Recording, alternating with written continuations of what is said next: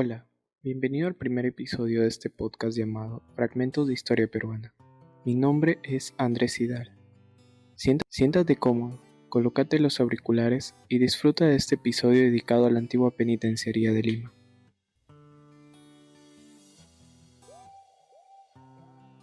El Centro Cívico de Lima es la zona de la capital peruana que actualmente posee el quinto edificio más grande del departamento. Sin embargo, es más conocido por encontrarse aquí el famoso Hotel 5 Estrellas Sheraton de Lima. Además de este hotel, el Centro Cívico de Lima es también la ubicación de muchos centros comerciales, siendo el más famoso el Real Plaza Centro Cívico, sitios culturales como el Museo de Arte Italiano e instituciones públicas como el Palacio de Justicia. Casi a diario, miles de personas transitan por las calles de este centro cívico, convertido en los últimos años cada vez más en establecimientos comerciales. Muchas de estas personas lo hacen sin siquiera imaginar que por casi un siglo estos terrenos fueron el lugar de castigo de los asesinos más peligrosos de Lima, dentro de la penitenciaría de Lima o simplemente conocida con el nombre de El Panóptico. Su peculiar nombre se debe a que esta fue una cárcel construida siguiendo los modelos panópticos propuestos en 1791 por Jeremy Bentham, quien diseñó una prisión que podría ser vigilada fácilmente colocando la torre de observación en el centro del edificio. Desde allí, a través de persianas y ventanas ocultas, se podía vigilar todo el edificio sin que los presos supieran en qué momento eran vigilados.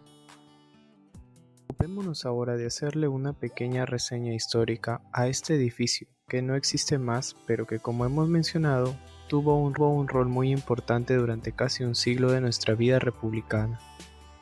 Veamos cómo fue que se inició su construcción. El año era 1855. El gran mariscal del Perú, Ramón Castillo y Marquesado, se encontraba iniciando su primer gobierno provisional, el cual se instauró luego de la derrota de las tropas de José Rufino Echenique en la Revolución de Arequipa o Revolución Liberal de 1854. El mes de julio fue el escogido para realizar la elección del lugar donde se construiría la nueva penitenciaría de Lima. Un año antes, el entonces presidente de la República, José Rufino Echenique, había designado al historiador y geógrafo peruano Mariano Felipe Paz Soldán como el encargado de formar una comisión encargada de estudiar los sistemas penitenciarios de otros países y elegir el que mejor se adecuara a la realidad peruana de ese entonces. Fue así que, finalmente, tras visitar cárceles, panópticos y casas de corrección en los estados de Maryland, Pensilvania, Nueva York, Massachusetts y la ciudad de Washington, Felipe Paz Soldán se decidió por el modelo norteamericano de la ciudad de Auburn, que permitiría la socialización de los presos y se sustentaba en el trabajo y la educación como forma de corregir su conducta. Sin embargo, el mismo Enrique Paz Soldán dijo alguna vez que la penitenciaría de Lima era una copia auténtica del penal de Filadelfia en Estados Unidos. Con este modelo de penitenciaría en mente, Paz Soldán puso rápidamente el proyecto en obra, y sería siguiendo esa misma idea que el día 8 de agosto de ese mismo año emitió su informe e indicó la ubicación exacta en el Camino a Chorrillos, la parte más sana de la ciudad. Era literalmente el extremo sur de Lima, donde en tiempos de la colonia virreinal española estaban las murallas de la ciudad. El día 20 de octubre de 1855, el gobierno de Ramón Castilla dispuso la construcción del penal tipo panóptico por decreto supremo, y se le encargó el proyecto a los arquitectos Michel Trefogli y Maximiliano Mimei, siguiendo los pasos de lo ya avanzado por el propio Paz Soldán. La colocación de la primera piedra se dio el 31 de enero de 1856. Desde ahí se empezó un trabajo de 6 años y medio, en el que se involucraron ingenieros, arquitectos, técnicos, artesanos, carpinteros y obreros para todo tipo de labores. El Panóptico de Lima se trataba, pues, de un moderno edificio para la época.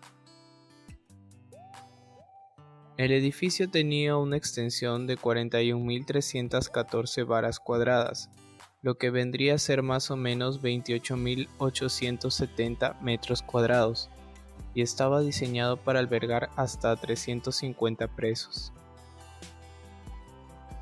Estaba constituido por 3 pisos de diferentes materiales, el primero de piedra, para las habitaciones y talleres de los presos, el segundo de ladrillo, donde se ubicaban las oficinas administrativas, y en el tercero de telares dobles para la casa del director, los empleados, la enfermería y la capilla. Así era la Penitenciaría Central de Lima en sus primeros tiempos. El costo total de la obra ascendió a unos 984.000 pesos. El Panóptico de Lima fue más que un edificio, fue parte de un ideal de los gobernantes de la época del Guano de crear una nueva sociedad donde la impunidad no existiera, donde el Estado tendría autoridad para vigilar y castigar luego de los oscuros años del caudillismo. Se pensaba que este presidio podría regenerar a los sectores problemáticos de la sociedad y hacerlos parte de un nuevo comienzo, pero en el fondo esta era solo una ilusión que terminó cuando la prisión comenzó a sobrepoblarse y a funcionar de manera deficiente, pues hacia septiembre de 1862 había solo 53 internos, 35 hombres y 18 mujeres, mientras que para junio de 1866, es decir, 4 años después, ya solo quedaban 8 celdas vacías. Algunos de los reclusos más conocidos que sufrieron un encierro en la penitenciaría de Lima fueron expresidentes como Augusto Bernardino Leguía Saucedo, escritores como Ciro Alegría, líderes políticos como Víctor Raúl Haya de la Torre. Aquí también fue recluido y ejecutado el homicida Jorge Villanueva Torres, conocido como el Monstruo de Armendáriz, uno de los últimos sentenciados con pena de muerte en nuestro país. El tiempo se hizo notar y el Panóptico se volvió una penitenciaría obsoleta. Es así que en la avenida Alfonso Ugarte se destinó un terreno para la construcción de lo que sería una nueva prisión, famosa también en la historia peruana y que llevó por nombre penal El Sexto. Es hora de analizar la estructura de la antigua penitenciaría de Lima. Contrario a lo que puedas estar pensando, el Panóptico no era una mazmorra o una jaula de panadería donde los delincuentes iban a cumplir con su castigo. El Panóptico era un edificio en forma de cruz, con una cúpula en el centro desde donde se podía vigilar los pabellones de celdas, talleres y comedores. Tenía un cerco perimétrico hecho totalmente de piedra. En sus inicios fue construido para hacer prisión de hombres, mujeres y niños. Más adelante se envió a los niños a otros lugares. Es así como el Panóptico quedó como una cárcel exclusiva para adultos. La antigua penitenciaría de Lima contaba con un buen sistema de seguridad y vigilancia propios de su diseño arquitectónico. Esta última estaba a cargo de un vigilante que se ubicaba en el observatorio o cúpula. Los muros de la penitenciaría de Lima también eran vigilados todo el tiempo por los rondines, vigilantes que se turnaban cada 12 horas en el puesto y recorrían todo el perímetro del presidio cada hora. Dentro de la prisión, los vigilantes de servicio ayudaban a abrir las celdas, registrar a los presos y vigilar su conducta dentro de los ambientes. Ninguno de estos podía conversar con los internos de la penitenciaría. En la entrada se encontraba el portero, quien recibía a los vigilantes y penitenciados. Se encargaba de la puerta principal y de registrar la entrada y salida de bultos y visitantes. En la prisión estaba prohibido hablar, hacer señales, utilizar ropa ajena al uniforme y formar tumultos. ¿Cómo era el primer día de un preso en el Panóptico de Lima? Una gran fachada de piedra, sobria e inexpugnable, daba la bienvenida al condenado. Cruzando la gran puerta de hojas de bronce, el nuevo interno era conducido a la galería de fotografía. Allí se les tomaban las imágenes de frente y de perfil. Luego era bajado a la celda de recepción, donde era pesado y se le mandaba a bañar. Una vez aseado, un médico lo inspeccionaba. Se le daba un uniforme y una ubicación según sus características. Además, recibía las reglas del establecimiento, donde estaban las obligaciones, premios y castigos. También se le otorgaba una placa de cobre con su número de celda. Sus pertenencias eran guardadas en un depósito o eran entregadas a su familia. En el caso de dinero, se quedaba como ahorro al cumplir su condena. Según los reglamentos, el preso recibía un guardarropa que estaba constituido por un pantalón, una chaqueta, 2 calzoncillos de algodón, 2 camisas, un gorro, un par de zapatos, 2 pañuelos, un par de tirantes, una frazada, 2 sábanas, 2 birretes, una basinica, un plato, una escudilla, un jarro, una cuchara, un tenedor, una escobilla y un peine. ¿Cómo era la rutina y vida diaria del preso en el panóptico? La vida en prisión era una rutina reglamentada por las autoridades que utilizaban los toques de campana y silbato para marcar los horarios. Los presos se levantaban a las 5:45 de la mañana en verano y a las 6 de la mañana en invierno. Antes de salir, debían limpiar sus secciones, luego ir a asearse las manos, la cara y los brazos. El reglamento de 1863 ordenaba que se lavaran los pies una vez a la semana y bañarse cada 15 días. A las 6:30 de la mañana iban a la escuela. Una hora después se dirigían a los talleres. El almuerzo se servía a las 10:30, luego tenían media hora de descanso. Terminado el receso, regresaban a sus talleres. A las 4:30 tomaban la segunda comida y descansaban media hora en el patio. A las 5:30 regresaban a sus celdas, donde permanecían despiertos o se acostaban temprano, puesto que las celdas no contaron con fuentes de iluminación hasta el año 1905, cuando se colocó iluminación en los pabellones para permitir la lectura y actividades de los presos. Los domingos, los presos asistían a misa en la capilla de 7 a 9 de la mañana, y algunos otros también asistían a una escuela dominical. ¿A castigos eran sometidos los presos en el panóptico? Según el Código de Conducta Ideal, los presos debían guardar orden, obediencia, mantenerse ocupados en labores productivas y evitar el ocio. Los reglamentos de la Penitenciaría de Lima señalaban premios para los presos con buen comportamiento, como por ejemplo, se les daba trabajo más ligero, más horas de descanso, permiso para leer y comprar objetos personales, cultivar flores y plantas, usar tabaco, escribir a sus familiares y recibir visitas. En la otra cara de la moneda, y para los presos que causaban disturbios, se les sometía a los siguientes castigos: hacer servicio de limpieza y baja policía, disminución de sus raciones alimenticias por 1 a 3 días, 3 a 8 días y más de 8 días. Todo esto evaluado según la gravedad de la falta. Privación de leer y recibir visitas, el aislamiento y el baño de lluvia.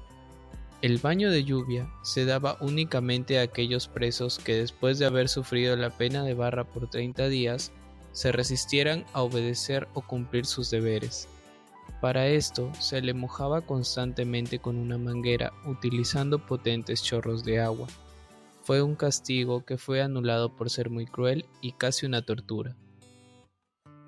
En el reglamento de 1901 se incluyó castigos como el retiro gradual de las recompensas acordadas, trabajo sin compensación y castigo de barra. Este castigo de barra también fue anulado por ser muy cruel, pues consistía en colgar al preso de cabeza por varias horas. Otro de los castigos a los que podía someterse un preso en el Panóptico de Lima era la temida celda de aislamiento. Esta celda se construyó en 1874 y se dice que tenía paredes de piedra y que estuvo ubicada en un sótano. El reglamento de 1901 disponía que en las celdas de castigo, la cama ordinaria será reemplazada por una tarima, y cuando el preso sea puesto a pan y agua por más de 3 días, se le dará un día sí y otro no el alimento ordinario.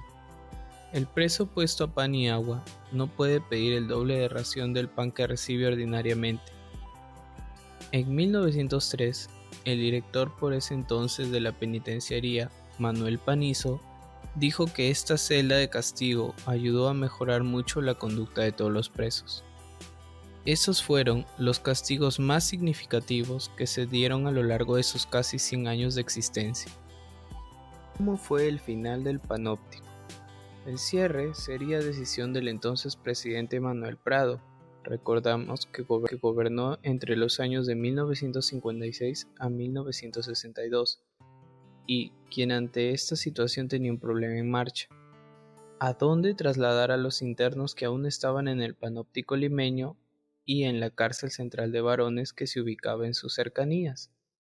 Es así que en primer lugar elegido fue el penal de la isla El Frontón, donde debía hacerse antes obras de ampliación para recibir a más presos. Fue así como a inicios de febrero de 1961 empezaron las obras de ampliación en la isla penal. La estructura del panóptico a demolerse estaba dividida en dos zonas: la cárcel central de varones y la penitenciaría. En la primera, la cárcel central de varones, que ocupaba un tercio de toda la manzana, había en total 1.400 presos.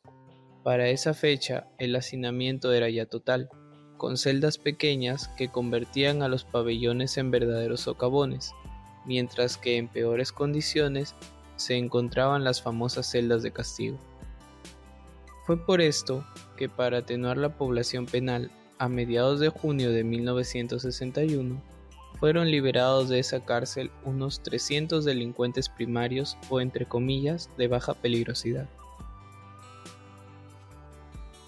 En la otra zona, la penitenciaría propiamente dicha, que ocupaba los 2/3 restantes, se contabilizaron 490 reclusos, de los cuales 67 fueron indultados, 200 terminaron en diversos penales del país y los 223 restantes llevados en dos grupos a la temida isla penitenciaria El Frontón, que funcionó desde 1917 hasta 1986 y que tiene mucho material como para realizar otro episodio de este podcast de historia peruana.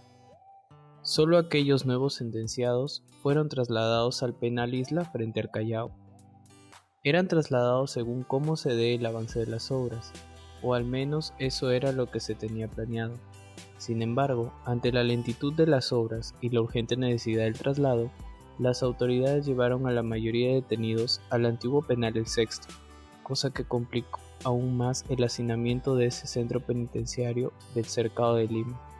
De esta forma, El Sexto se convirtió en una bomba de tiempo en medio de la capital, que terminó estallando muchos años después, razón por la cual se produjo su demolición en el año de 1986 durante el primer gobierno de Alan García Pérez.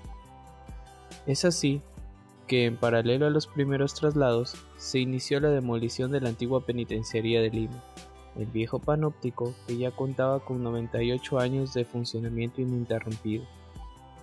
Toda esta gestión demoledora como parte de la etapa preliminar del llamado Plan de Reforma Carcelaria. El primer pabellón en ser demolido fue el de la residencia del entonces director del penal, Félix Cantoni Salcedo, y también la parte alta de los muros que daban hacia las avenidas Bolivia, España y Paseo de la República. Demoler esa parte fue un proceso rápido debido a los materiales antiguos con los que se había construido el edificio. Durante una semana entera de demolición, cayeron además los torrenos de vigilancia, hechos de adobe y tierra, lo que no sucedió así con las partes bajas de la construcción, que eran bloques de granito. Los presos restantes fueron trasladados con todas sus pertenencias en 3 grupos de entre 70 a 100 por turno. Para el mes de junio ya todo estaba casi vacío. Mientras el presidente Prado regresaba de una gira de 26 días por Asia, el panóptico iba desapareciendo piedra tras piedra. Para fines de junio de 1961, con ningún personal interno en sus instalaciones, salvo algunos guardias civiles como custodios del local, se realizó la primera convocatoria de la licitación para la subasta de los amplios terrenos de lo que alguna vez fue el Gran Panóptico de Lima. Todos esos terrenos estuvieron desocupados durante 8 años, de 1961 a 1969. Recién, en 1970, esa gran manzana empezó a ver crecer un nuevo local, el Hotel Sheraton, de 20 pisos y 431 habitaciones, que sería inaugurado en marzo de 1973. Esa ha sido la historia de la antigua penitenciaría de Lima, el Gran Panóptico Limeño. Si llegaste hasta acá, no te olvides de seguir este podcast, que con esto me ayudas mucho. Si tienes un tema en especial del cual quieras que hable, siéntete libre de enviar un mensaje. Eso es todo de mi parte. Hasta la próxima.